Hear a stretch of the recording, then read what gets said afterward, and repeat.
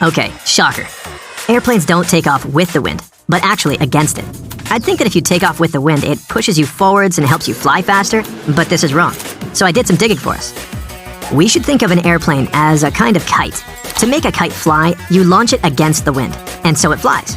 Here's how it works. There are 4 forces of flight: lift, weight, thrust, and drag. The lifting force is generated because of the differences above and below the kite. Above the kite, the speed of air is higher than below it. So, the pressure below is higher than that of the pressure above, and the kite is pushed forwards. This is the lifting force. There's also an opposing force, the force generated by gravitation that pushes the object down. That one is called weight.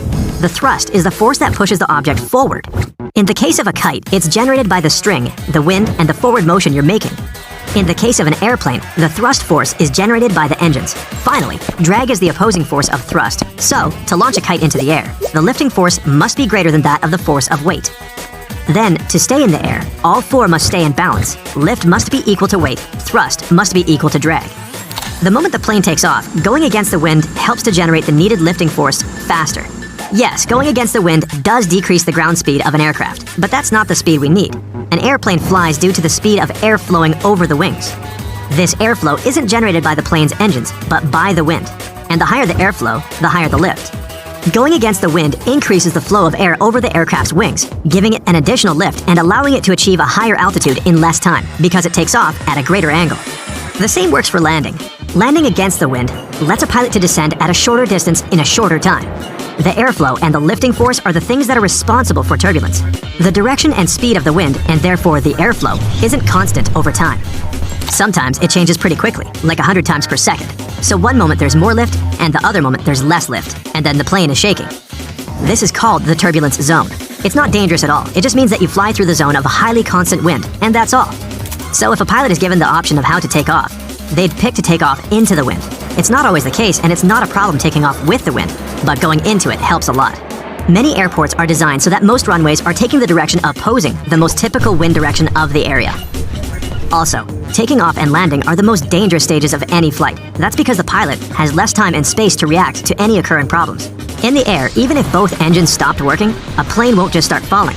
Instead, it'll start gliding through the sky, losing about 1 mile of altitude for every 10 of them going forward. So, the pilot will have about 8 minutes to react and find a safe place to land. During takeoff and landing, the time is limited. If an engine fails, the pilot will have seconds to decide if they should still take off and deal with the problems in the air or cancel the flight. The thing is that canceling isn't even always possible, even if something happens.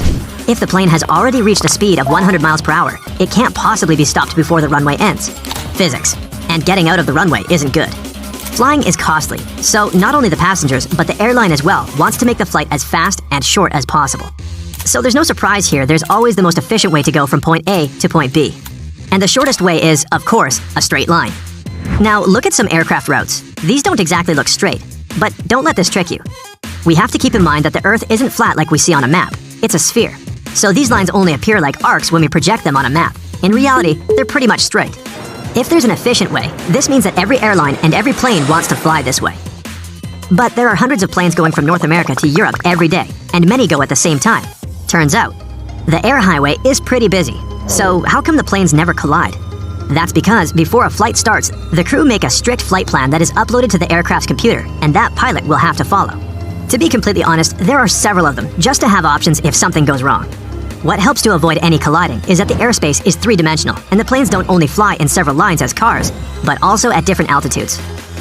Air traffic is managed by dispatchers who watch for planes and control that they don't get closer to each other than 3 miles. There's also flight level regulations. All the westbound flights fly at even-numbered altitudes, like for example 34,000 feet or 36,000 feet. And all eastbound flights fly at odd-number altitudes, like 35,000 feet and 37,000 feet. This means that there's a couple of thousand feet between the planes flying in the same direction. To share the sky safely, each aircraft has to follow their own airway that even has a specific name. There are also some parts of the air that are especially busy, having remarkably high traffic because many planes fly there every minute. So, whenever an aircraft enters a busy zone, it has to stick to a very specific route. So, usually, commercial aircrafts fly on the altitude between 31,000 and 38,000 feet. This altitude is reached within the first 10 minutes of the flight. So, why so high? With height, the air gets thinner, so the plane faces less resistance and can fly faster and burn less fuel. Another reason that they fly so high is that the plane avoids most of the weather patterns that usually happen way lower. High winds and rain happen in the troposphere, the atmospheric layer that is closest to the ground. Planes fly just a little bit above, but already in the next layer, the stratosphere. Since most of the weather phenomena are avoided, the flight is smoother and there's less turbulence.